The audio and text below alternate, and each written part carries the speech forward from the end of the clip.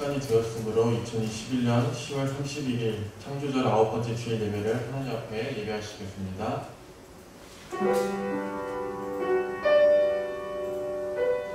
감사함으로 그의 문에 들어가며 찬송함으로 그의 궁정에 들어가서 그에게 감사하며 그의 이름을 송축할지어다. 여호와는 선하시니 그의 인자하심이 영원하고 그의 성실하심이 그대에 이르리니.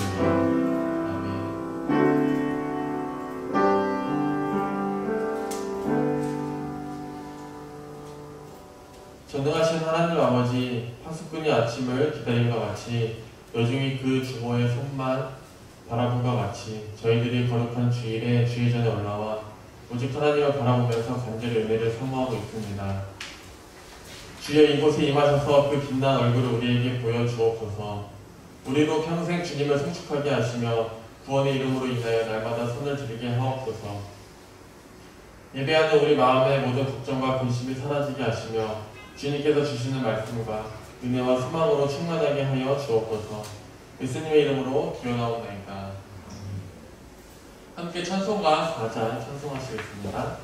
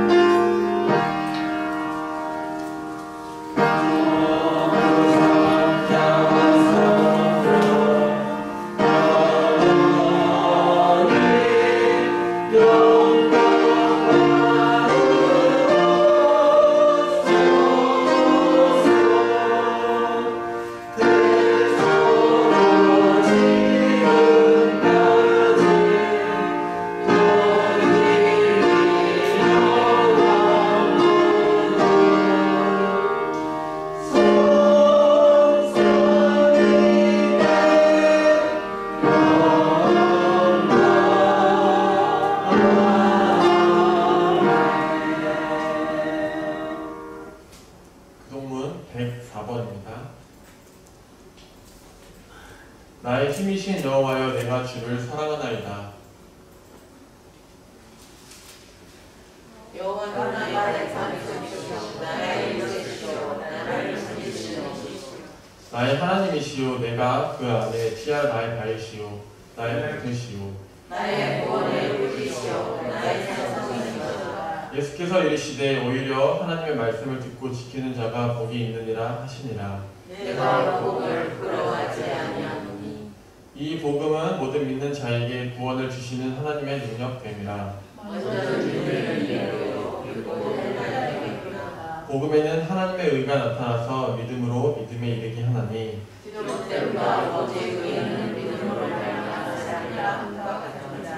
너희가 내 말에 거하면 참으로 내 제자가 되고 우리 주 예수 그리스도로 말미암아 우리에게 승리를 주시는 하나님께 감사하노니, 항상 주의 일에 더 힘쓴 자들이 되라.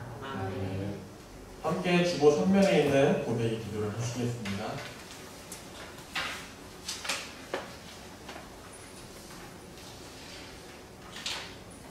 심판주가 되시는 하나님 아버지, 하나님과 존재하는 실제의 우리의 신앙생활을 보여주시 최근인지 솔직해줍니다.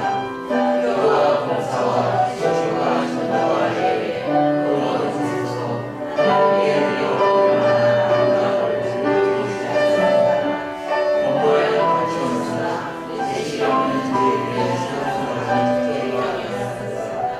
하나님의 신앙생활을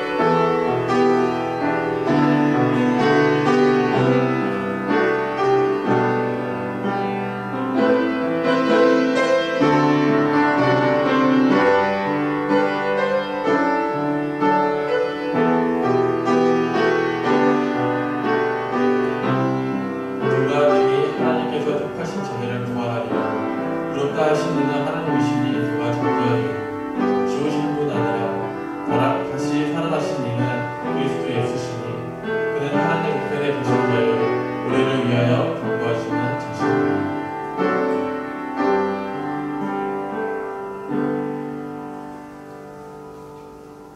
나는 전능하신 아버지 하나님 천지의 창조를 믿습니다.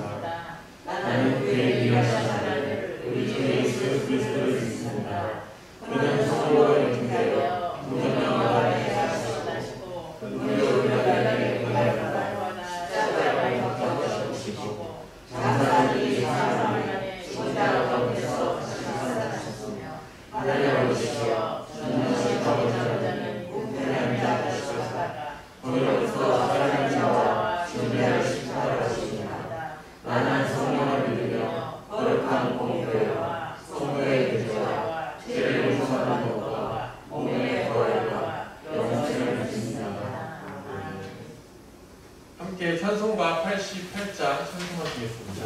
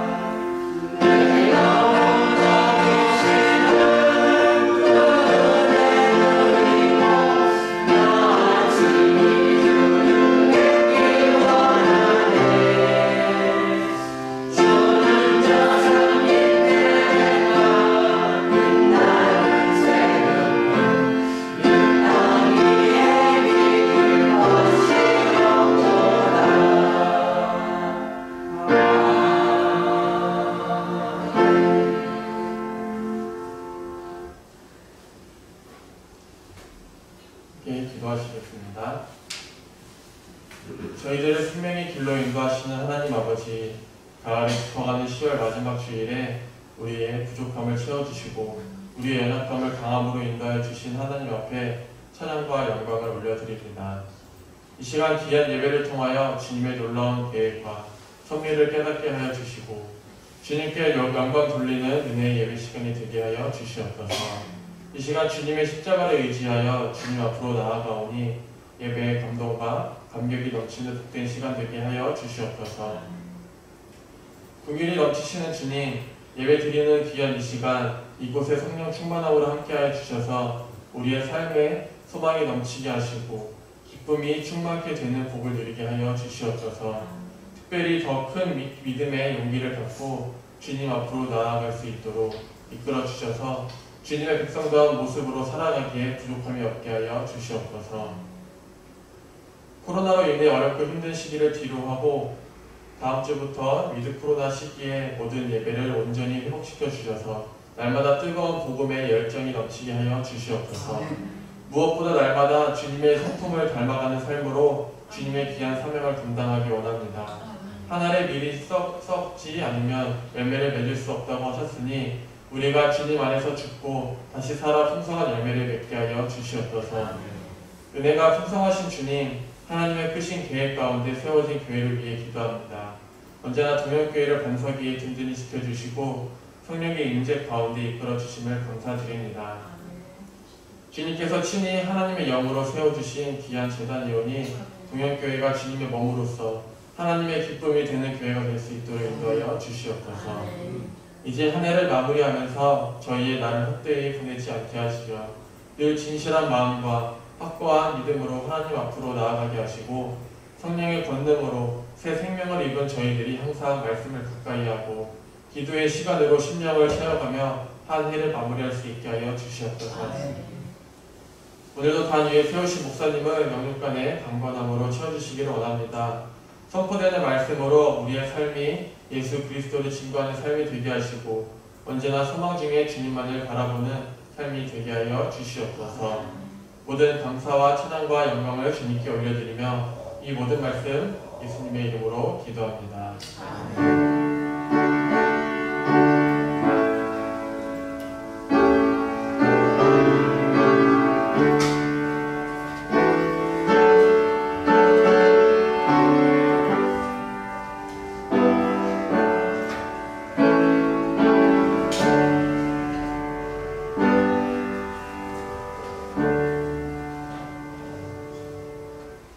오늘의 말씀은 히브리서 10장 10절에서 14절 말씀입니다.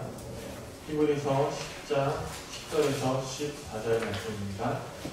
신약성경 363면에 있습니다. 신약성경 363면에 있습니다. 히브리서 10장 10절에서 14절 말씀입니다. 제가 봉독하겠습니다. 이 뜻을 따라 예수 그리스도의 몸을 단번에 들이심으로 말미암아 우리가 거룩함을 얻었노라. 제사장마다 매일 서서 섬기며 자주 같은 제사를 드리되 이 제사는 언제나 죄를 얻게 하지 못하거니와 오직 그리스도는 죄를 위하여 한 영원한 제사를 드리시고 하나님 우편에 앉으사 그 후에 자기 원수들을 자기 발등상이 되게 하실 때까지 기다리시나니 그가 거룩하게 된 자들을 한 번의 제사로 영원히 온전하게 하셨느니라. 아멘.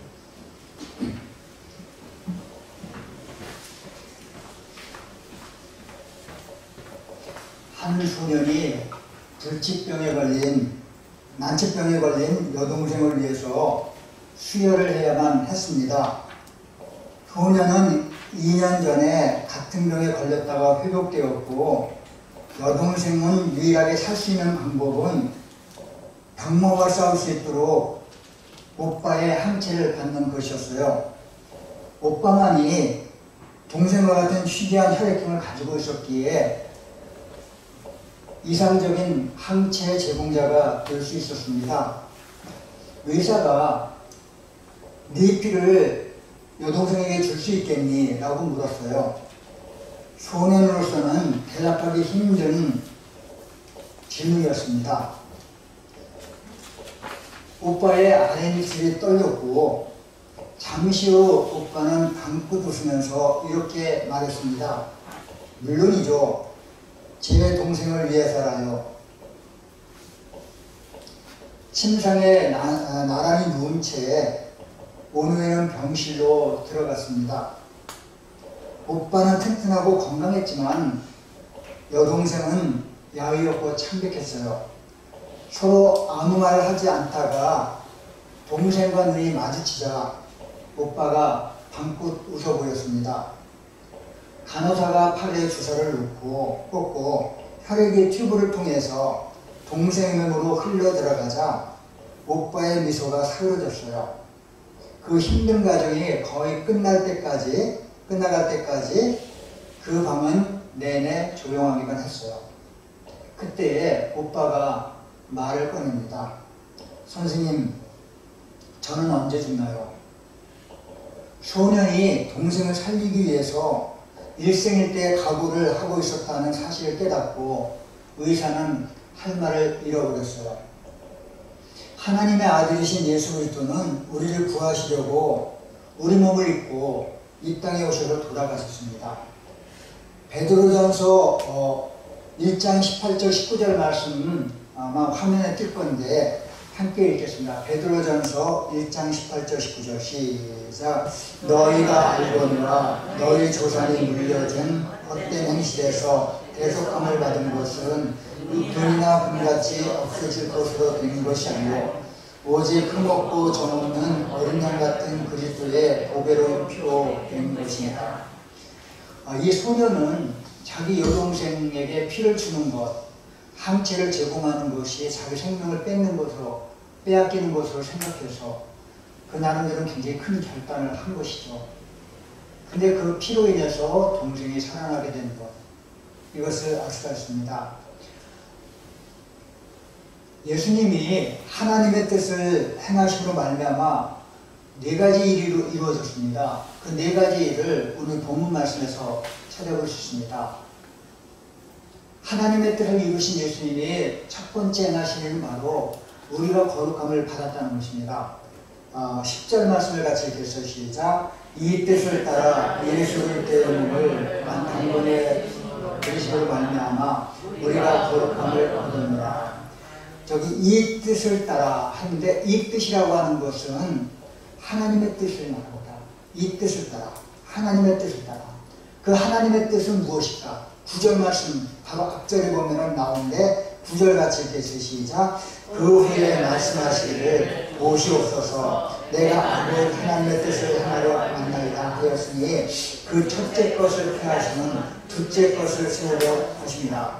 여기서 하나님의 뜻은 바로 한계를 지는 첫째 언약을 폐하고 둘째 언약인 새 언약을 세우는 것입니다.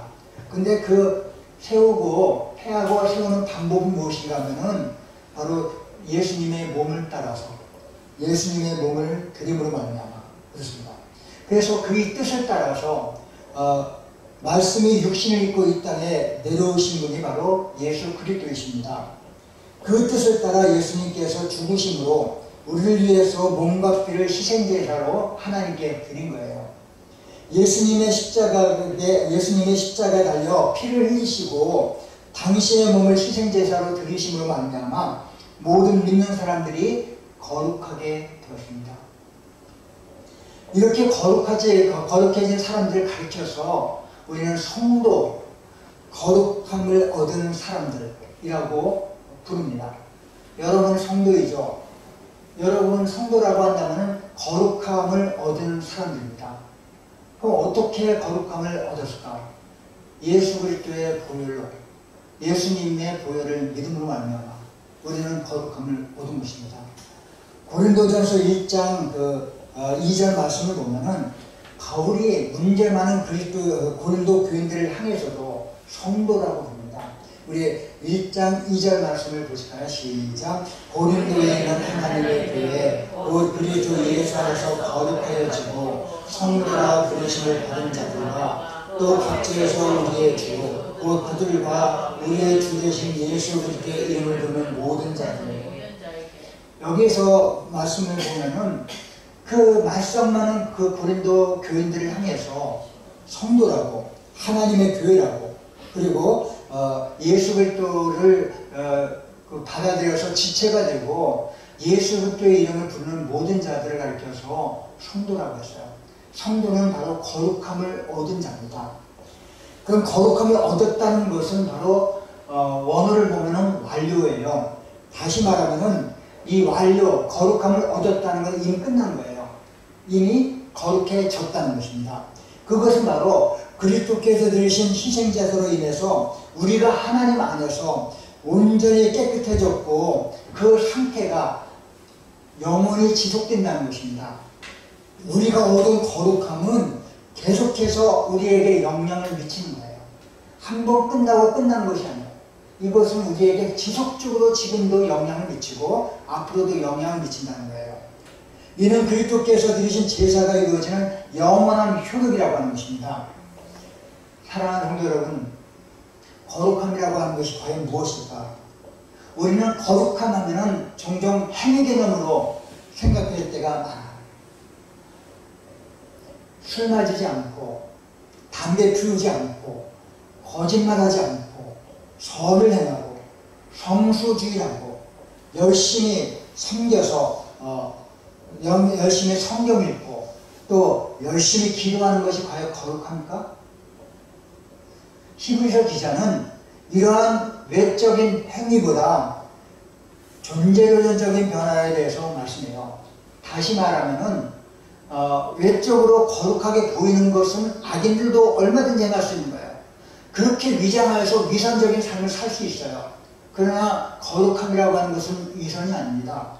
그렇게 보이는 것이 아니에요. 남에게 인정받으려고 그냥 눈가림으로 아웅하는 것이 아니라는 거예요. 거룩함이 뭘까? 참 한 인간의 견중의 행위는 밀접하게 연결되어 있지만은 악인도 얼마든지 의의 행위를 따라할 수 있고 자기 자신을 가정에서 위선적으로 볼 수가 있다고 하는 것이지. 거룩함은 내가 죽어야 합니다. 내가 죽고 내 안에 그리스도께서 사셔야 합니다. 그것이 진정한 거룩함이에요. 다시 말하면은 거룩함이라고 하는 것은 우리 안에서 예수 그리스도의 피가 존재론적인 변화를 일으켜서 하나님과 연결된 상태를 가리켜서 거룩함이라고 합니다. 우리는 예수 그리스도의 피로 본질적으로 변화가 되어서 거룩하고 온전한 존재가 되었어요. 하나님은 우리가 거룩하게 되어서 당신과의 사귐을 시작하고 유지하고 또 풍성히 가꾸기를 원하시는 것을 믿습니까? 우리가 어떻게 보면 행위 개념으로는 지금도 죄를 범하고 있고 우리는 지금도 불완전한 존재입니다. 행위로 봤을 때. 그러나 우리는 이미 예수 그리스도의 피로 인해서 예수 그리스도 안에서 나는 죽고 주님이 내 안에 살아. 그러면서 우리는 이미 성도가 된 거예요. 하나님께서 여러분과 저를 성도라고 불러주시고 거룩하게 된 사람이라고, 거룩함을 얻은 사람이라고 이미 완료형으로 그 말씀을 사용한 걸 믿습니까? 여러분 성도입니까? 하나님의 뜻을 이루신 예수님께서 하셨던 첫 번째 일은 우리를 거룩함을 얻게 하셨다. 우리를 성도라 불러주셨고 인쳐주셨다는 것이지. 두 번째 하나님의 뜻을 이루신 그분은 바로 앉아 계십니다. 앉아 계시다는 것과 서 있다고 하는 것은 서로 대조되는 개념이에요. 그런데 11절 말씀을 보면은 서 있는 사람이 있어요.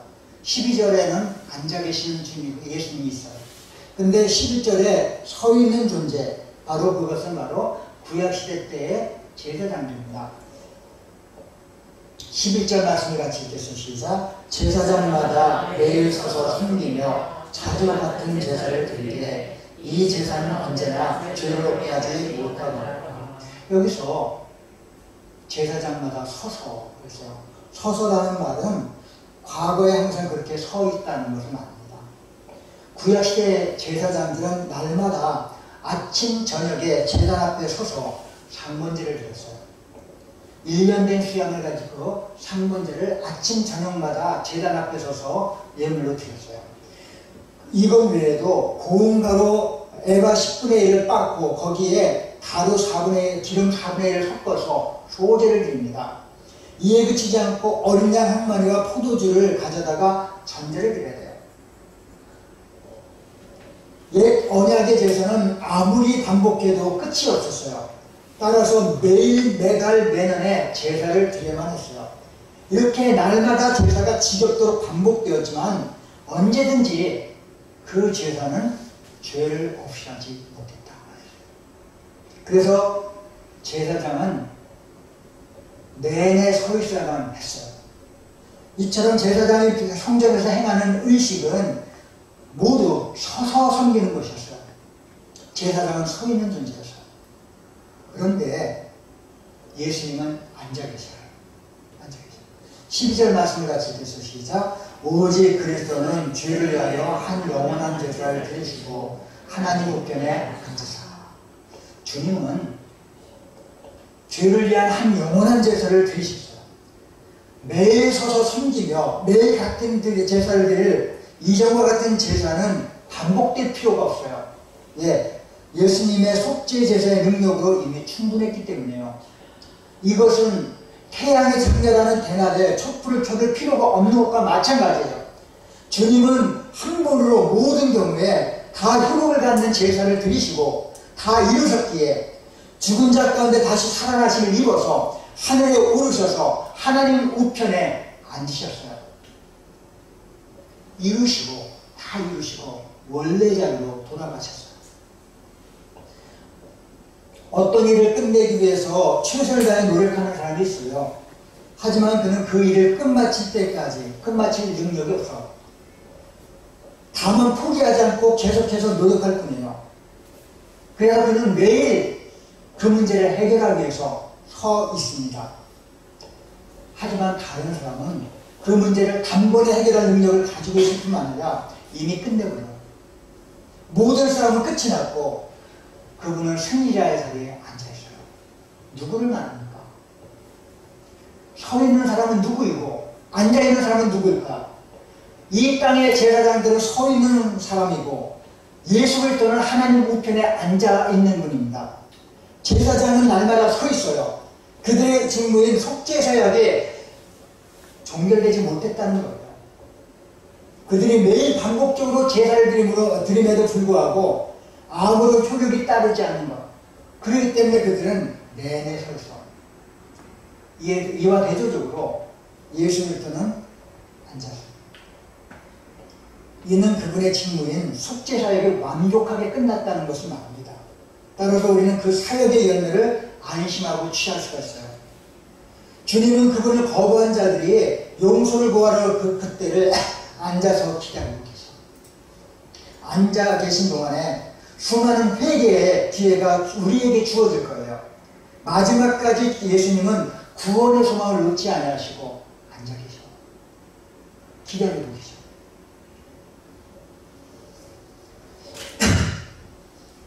한 노부인이 죽어서 심판관 앞으로 갔어요. 부인이 살아온 삶의 기록을 아무리 조사해봐도 부인이 자비를 베푼 일은 찾아낼 수가 없었어요. 단 한 번 굶주린 거지에게 당근 하나가 준 것이 기록되어 있었어요. 당근 하나를 준 것이 유일한 자비였지만 아무리 작은 자비라 해도 그것은 소중한 것이었기에 그 부인은 당근의 힘으로 하늘나라로 올라가도록 결정이 되었대요.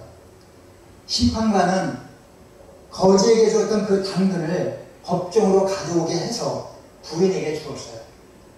부인이 당근을 잡는 순간 당근은 마치 보이지 않는 줄에 의해서 올려지듯이 위로 올라갔고 부인은 그 당근을 잡고서 하늘로 올라갈 수가 있었어요. 그때에 거지 한 사람이 나타나 부인의 옷자락을 잡고 같이 하늘로 올라갑니다. 또 다른 사람은 그 거지의 발을 잡았고 그도 하늘로 올라갑니다. 이내 당근 하나 때문에 하늘로 올라가는 사람들이 긴 줄을 이루게 되었어요. 하지만 부인은 아무런 무게를 느끼지 못했고 당근을 잡고 하늘만 쳐다보며 올라갈 뿐이었어요. 그들이 점점 높이 올라가 드디어 하늘 문 앞에까지 오게 되었어요. 천국문에 들어가기 전에 마지막으로 땅의 모습을 보기 위해서 뒤를 돌아다본 부인은 그때야 자기 뒤에 줄줄이 매달려 있는 수많은 사람을 보게 된 거예요. 부인은 화가 났어요. 그는 오만하게 손을 휘저으면서 숨을 쳤어요. 나요 나! 이 당근은 내 것이란 말이요. 부인이 손을 휘저으느라고 잠시 당근에서 손을 놓아버렸을 때 부인과 함께 모든 사람들은 하늘 아래로 떨어지고 말았답니다. 언젠가 책에서 이런 얘기예요. 당근 하나를 거지에게 준 일이 기록으로 남고 바로 그 작은 일 때문에 노부인이 하늘나라로 갈 수 있었다는 얘기가 재미있고도 귀하게 들리죠. 지극히 작은 자 하나에게 한 이 지극히 작은 일도 하나님이 기억하시는 것 같아요. 부인에게 당근을 받은 거지 역시 부인의 옷자락을 잡고 하늘로 오르고 또 그 거지와 연관이 있는 모든 사람들이 바로 거지의 발을 잡고 하늘로 오르고 당근 하나로 시작된 사람이 많은 사람을 하늘로 오르게 하니 사람은 많은 사람을 살려내는 힘이 있는 것 같아요. 하지만 마지막 순간에 이 당근은 내 것이라고 하면서 부인의 거만한 손길을 할 때에 모든 사람이 하늘에서 떨어지고 막 당근이 내려가는 것이 아니라 당근 속에 담긴 사랑이 모두를 하늘로 이끌고 있다는 것을 이 부인은 깨닫지 못하고 있었던 거예요. 사랑하는 성도 여러분, 비록 내 손에 있지만 그것을 내 것이라 여기지 않고 남과 나눌 때에 많은 이들을 살리는 사랑이 되지 않겠습니까? 오만과 욕심과 교만으로 눈이 어두워서 내 손에 있는 것들을 오직 내 것이라고 고집할 때에 결국은 모두가 파멸에 이르게 되는 것.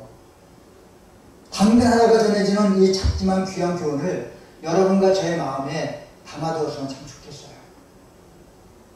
예수님은 사랑 하나로 우리를 구원하셔요. 그 예수님의 사랑은 바로 당신의 몸을 우리에게 주신 거예요. 당근 하나로 많은 사람들이 그 하늘나라로 이르는 것 같은 그러한 에피소드를 말씀을 드렸는데 예수님은 사랑으로 당신의 몸을 주신 사랑으로 우리에게 구원을 주시고 하나님 보좌 우편에 앉으셔서 우리를 바라보시면서 한 사람에도 그 사랑으로 인해 구원받기를 원하십니다. 하나님의 뜻을 행하셨던 예수님이 행하신 세 번째 일이 있어요. 세 번째 일은 무엇인가 하면은 원수가 자기 발등상이 되게 하시는 거예요. 그리스도의 통치는 이미 시작되었지만은 아직 기다림이 남아있어요. 속죄 사역을 완성하신 그리스도는 모든 원수가 당신 발 아래 굴복할 때를 기다리고 있습니다. 우리 13절 말씀을 같이 읽겠습니다. 시작. 그 후에 자기 원수들을 자기 발등상에 되게 하실 때까지 기다리시나니. 초림의 그리스도는 평화의 왕으로 이 땅에 오셔서 대속의 제물이 되어서 돌아가셨습니다. 재림의 그리스도는 심판의 주로 이 땅에 오셔서 모든 반역 세력과 끝까지 회개하지 않고 악행과 불신을 계속하는 원수들의 무리를 심판하실 것입니다. 지금은 은혜의 때이기 때문에 오래 참으며 기다리셔요. 하지만 영원히 참으시는 건 아니에요. 예수 속에서 참고 기다리신 지금이 은혜의 때임을 명심하기 바랍니다. 지금은 은혜 받으면 돼요. 구원이 납니다. 은혜의 때가 끝나면은 원수가 그리스도의 발등상이 되는 심판이 찾아오게 될 것입니다. 여기서 발등상이라고 하는 것은 발을 올려놓은 발판을 말하는 거예요. 고대 세계에서 전쟁에서 승리한 왕과 장군들은 패배한 왕과 장군들의 목을 발로 짓밟아요. 그것을 가리켜서 발등상이라고 했어요. 원수들을 자기 발등상이 되게 한다고 하는 것은 상대방을 굴복시킨다는 뜻으로서 예수님의 사탄과 사망의 권세를 완전히 멸해서 짓밟으신다는 것을 비유적으로 말씀합니다. 그래서 이건 심판입니다. 하나님의 뜻을 행하신 예수님께서 행하셔서 첫 번째는 우리를 거룩하게 하시고 두 번째는 하나님 보좌 우편에 앉게 해주셔서 구속사역을 완성하시고 세 번째로는 심판의 때를 기다리시고 심판의 때를 기다리시고 네 번째 이 뜻을 행하신 예수님이 하신 네 번째 일이 무엇인가 하면은 영원히 완전하게 하시는 겁니다. 거룩하게 된 성도들을 영원히 온전하게 하신다. 14절 말씀을 같이 읽겠습니다. 시작. 그가 거룩하게 된 자들을 한 번의 제사로 영원히 온전하게 하시느니라. 한 번이라고 하는 것은 단 한 번을 말합니다. 한 번의 제사, 단 한 번의 제사. 그리스도께서 드리신 제사가 모든 제사를 포괄하는 전무후무한 단 하나의 제사가 됐어요. 그러므로 이 제사를 다시 드릴 필요가 없어. 구약시대에서 제사장은 계속해서 서서 섬기면서 제단 앞에서 이제 그 끊임없는 반복적인 제사를 드렸지만은, 그러나 예수님은 한 번의 제사로 모든 것을 온전히 이루셔서 여기서 온전하게 하셨다고 했습니다. 온전하게 하셨다고 하는 것은 완료입니다. 그래서 우리를 거룩하게 하셨는데 또다시 거룩하게 하기 위해서 이 제사를 반복할 필요가 없다는 것입니다. 그것이 영원히 온전하게 하신 거예요. 여러분, 물론 우리들은 완전한 사람은 아니에요. 이 세상에서 의인은 없고 한 사람도 없습니다. 우리는 완전한 의인이 아니에요. 그럼에도 불구하고 우리를 완전하게 하셨다라고 말씀하신 것은 우리의 자신의 형편과 조건과 능력에 근거한 것이 아니라 그리스도께서 이루신 일 때문에 우리가 하나님 안에서 이미 온전하게 되었다는 것입니다. 그런데 완전하다는 것은 하나님의 뜻이고 그리스도인의 궁극적인 목적인데, 그것은 곧 하나님의 그 그리스도의 피로 인한 영원한 제사가 가져왔던 효력 중에 하나. 예수님의 피로 말미암아 우리는 영원히 온전케 되고 거룩하게 되고 그리고 하나님의 자녀로서의 삶을 살아가게 된다는 것이죠.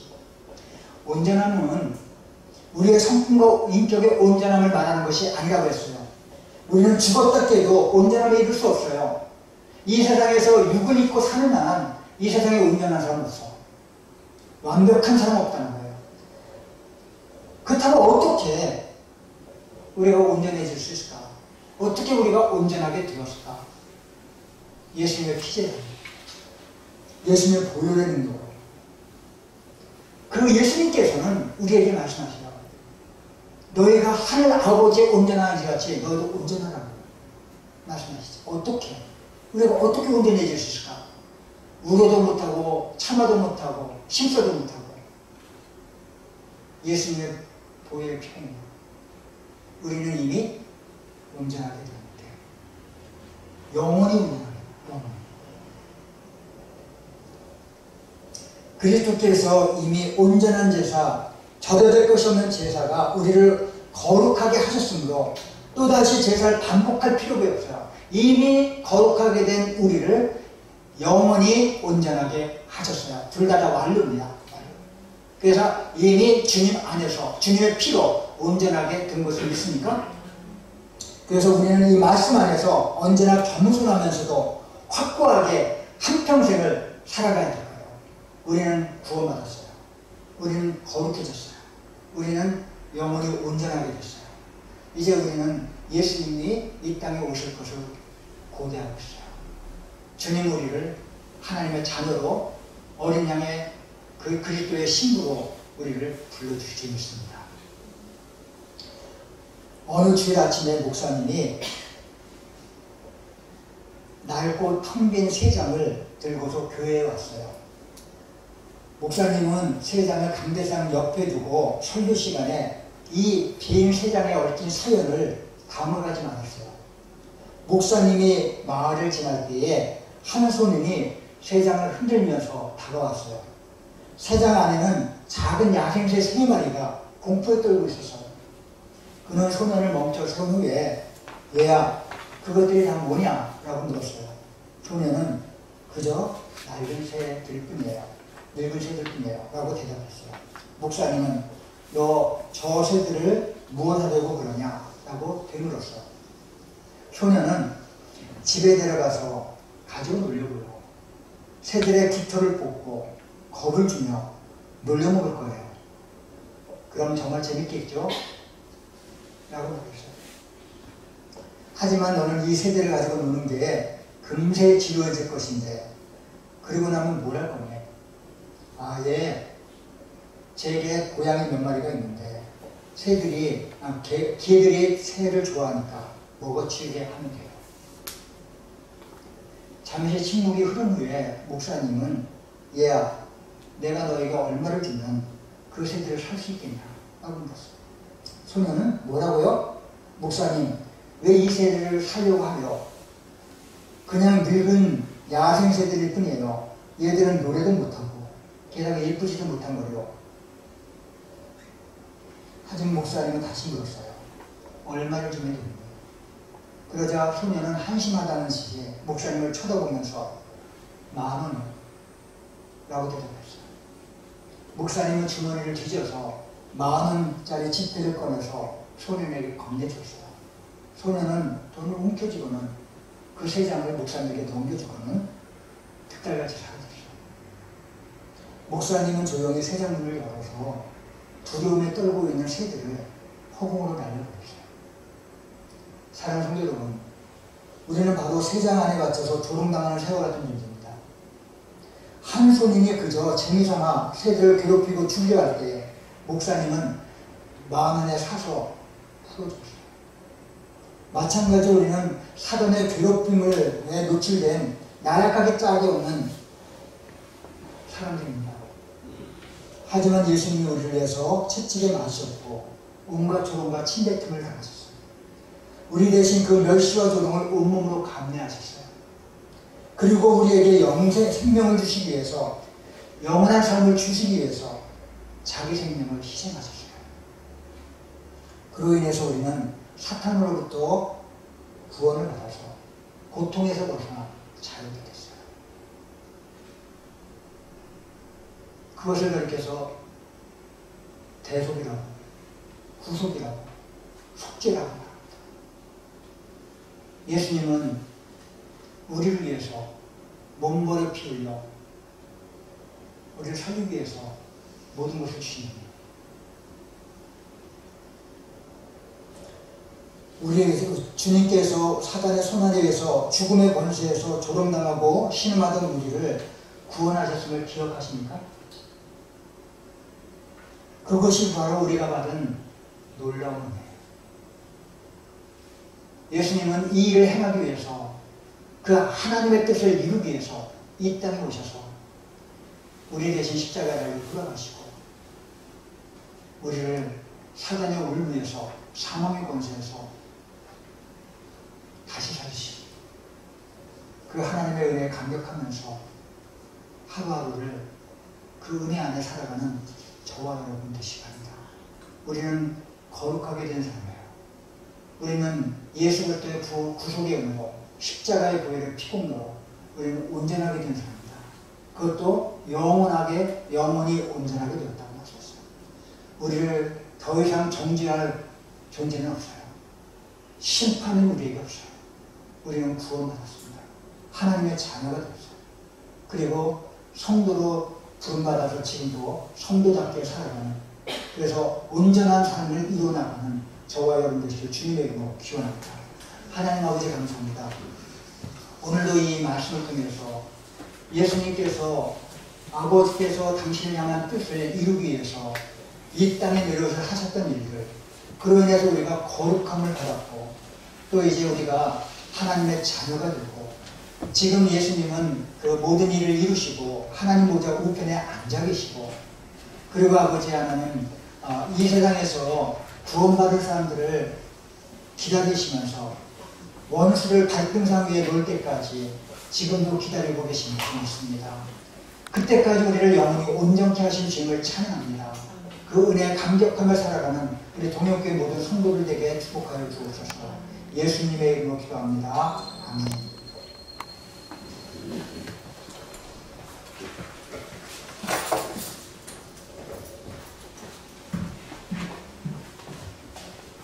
찬송가 268장입니다.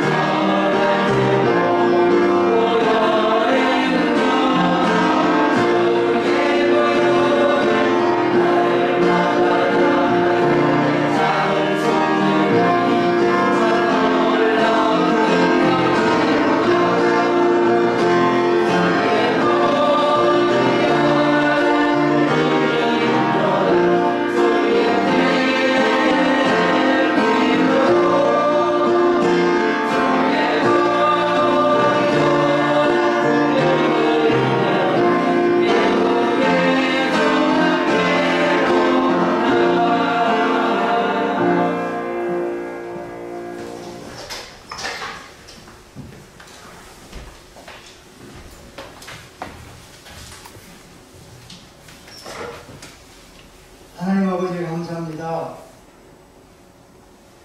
이 땅에 아버지의 뜻을 이루시기 위해서 오셨던 예수님, 그 뜻을 이루시고 순종하시기 위해서 십자가에 못 박혀 돌아가셔서 보혈을 흘려주셔서 우리로 하여금 성도가 되게 해주시고 또 이제 구원을 받아서 영원히 온전케 해주시는 것을 감사드립니다.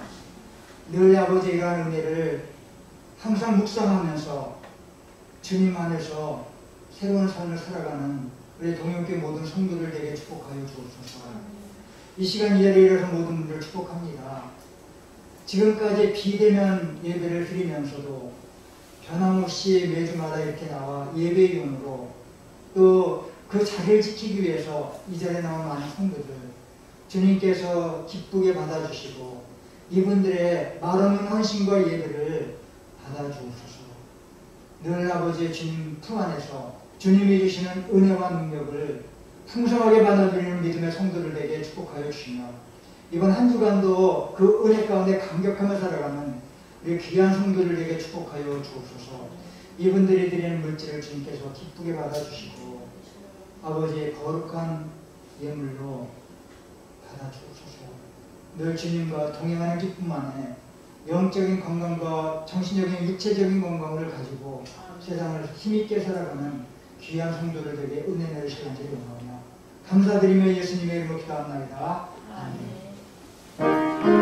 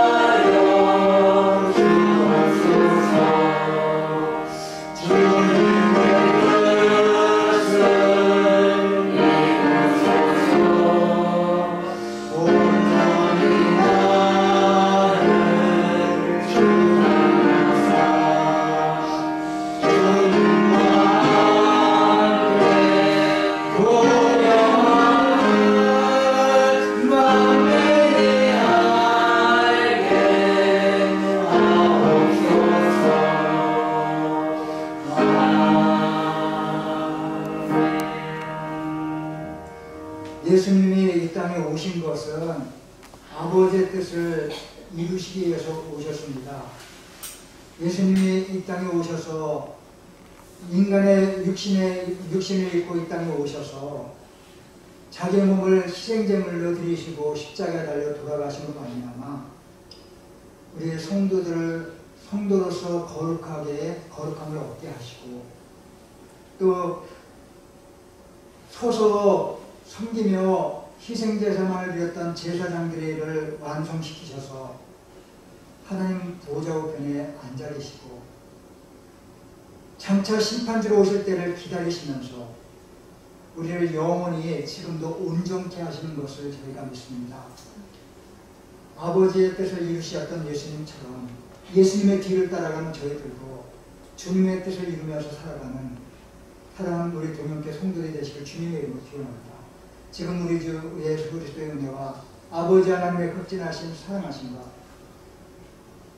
성령님의 감화 감동 교통 인도 충만하시니 늘 아버지께서 예수님께서 이 땅에서 우리에게 본을 보여주시고 걸어가셨던 그 길로 묵묵히 따라가며 주님이 이루셨던 하나님의 뜻을 이루며 살아가기로 결단한 사랑 성도를 모으기 위해 우리들의 걸어간 앞길에 지금으로부터 영원히 함께 하시기를 간절히 축원하옵나이다. 아멘.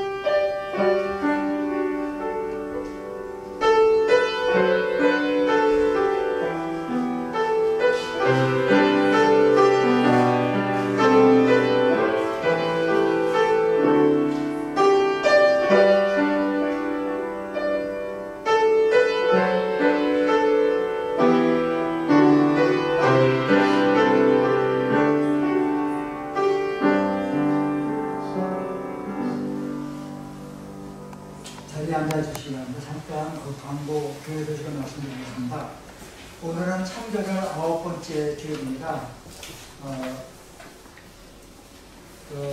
지금까지 몇 개월 동안 계속해서 1부와 2부 예배를 비대면 예배로 드렸습니다. 1부 예배 요원, 그리고 오늘은 2부 6, 8구역에 예배를 드리게 됐는데 제가 그 문자를 받았는데 이제 내일부터는 그 종교단체도 대면 예배를 허용한다고, 그래서 그 좌석의 50%까지는 대면 예배가 된다고 해요. 우리 교회가 좌석이 120석 정도 되니까 60명 정도는 다음 주부터 예배를 드릴 수 있다고 이렇게 이제 문자를 받았습니다. 그래서 이제 장로님하고 의논을 드리겠고 결정을 하겠지만은 다음 주부터는 아마 함께 모여서 예배를 드릴 수 있을 것 같아요.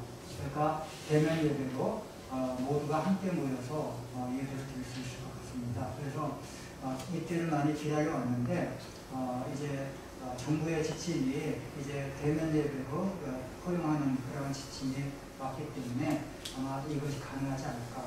아직 결정은 안 됐지만은 이제 오늘 오후에 장로님과 이제 제가 만나서 이제 이것을 의논해서 그래서 결정되는 대로 이제 단톡방에 올리도록 하겠습니다. 그래서 함께 다음 주에는 기대가 됩니다. 다 같이 함께 예배를 모여서 드릴 수 있는 그러한 시간이 됐으면 참 좋겠다는 생각입니다. 다음 주에 기도는 정창호 장로님이시고 성령문독은 장정화 집사님이십니다. 새벽기도 비대면으로 드립니다. 계속해서 이제 설교 녹음이 제공이 되고 있고요. 오늘 묵상도 이번 주에는 히브리서 10장, 내일은 히브리서 10장 오늘 말씀을 묵상해 주시고 내일부터는 이제 마태복음 그 말씀을 묵상 나눔을 하겠습니다. 제가 오늘 이제 아침에도 우리 교회 단톡방에다가 묵상 나눔방에 동참하실 분을 지원해달라고, 자원해달라고 이렇게 요청을 했었는데 몇 분이 이제 지금 그 나눔방에 동참하겠다고 제가 저에게 문자가 왔고 자원을 했어요. 그래서 서로 눈치 보지 마시고 주님이 우리에게 감동 주시는 대로 이제 이 나눔방에 동참해 주시면 감사하겠어요. 그냥 글을 많이 올리지 않아도 좋은데 서로 이렇게 나눔방이라고 하는 것은 상대방이 나눈 것을 보고 읽고서 그것에 은혜 받으면은 거기에 공감 표시하고 서로 이렇게 적극적으로 동참하는 것을 말합니다. 이제 지금까지는 제가 새벽기도 때에 구약 말씀을 이제 설교를 했었고 강의를 했었는데 이번 주부터는 이제 마태복음부터 합니다. 벌써 몇 년 동안 제가 새벽기도를 구약을 갖다 계속 다뤄왔는데 6, 7년은 아마 다뤄온 것 같아요. 그런데 이제 지금 이제부터는 신약을 마태복음을 강의를 하겠습니다. 그래서 신약은 조금 이제 우리 성도들에게 익숙한 부분이니까 이제 나눔방에 많이 동참해 주시면 너무 감사하겠고, 그리고 우리에게 나눔방에 좀 활력 있는 모임이 됐으면 참 좋겠다는 생각이 듭니다. 그래서 소금 나눔방, 묵상 나눔방을 이제 참여를 해주시면 감사하겠습니다. 내일 우리 장수기 권사님 이사를 하십니다. 여기 동양 아파트에서 아마 우리 한진경 권사님하고 같이 이렇게 사신 것이 31년 동안 사셨는데 또 이제 우리 권사님은 이제 부산에서 올라오셔서 이렇게 그 중간에 합류를 하셨는데 이제 한진경 권사님 여기 동양가 사시게 하고 본인만 이렇게 독립해서 이제 음정에 이제 아파트로 이제 이사를 가시게 돼요. 그래서 이사 가신 거 축하하는데 우리 한 권사님이 좀 외롭지 않을까 하는 염려가 있습니다. 그래도 자주 아마 찾아오고 왕래를 할 거라고 믿습니다. 우리 권사님이 이제 이사 가시는 거 내일 기억해 주시고 많이 축하를 해주시면 감사하겠습니다. 그 알림과 나눔 2번에 보면은 묵상 나눔방 이제 개설을 하게 되고 쭉 이제 광고가 나왔습니다. 그리고 세 번째 위드 코로나 거리두기가 완료되면 11월 첫 주일 7일부터 예배를 정상화하겠습니다. 상황이 변동되는 대로 교회 단톡방에 예배 소식을 올리겠습니다. 라고 썼습니다. 그래서 이것은 이제 우리 장로님과 의논해서 결정하도록 하겠습니다. 기도 부탁합니다. 첫째, 코로나 사태가 빨리 종결되어서 일상이 회복되기를. 그래서 이제 위드 코로나 점점 가고 있는데 우리 교회도 빨리 이렇게 회복이 되어서 우리 교인들의 생업, 사업과 학업, 그리고 예배와 모임, 그리고 가족과 지인의 만남과 나눔이 활성화되는 그러한 우리나라가 됐으면 참 좋겠다 이렇게 생각합니다. 두 번째 기도 제목은 위고와 이주영 교우인데 중보기도를 요청합니다. 우리 위고와 주영이 이제 본과 이한이의 신앙생활과 건강, 앞길 인도하기를 기도해 주시기 바랍니다. 둘 다 직장에 다니고 있는데 잘 적응할 수 있도록 업무와 팀원과 환경 등을 위해서 기도해 주시기 바라고, 온 가족이 주님께 예배하는 예배자가 되기를. 저는 이것을 굉장히 중점적으로 지금 기도하고 있어요.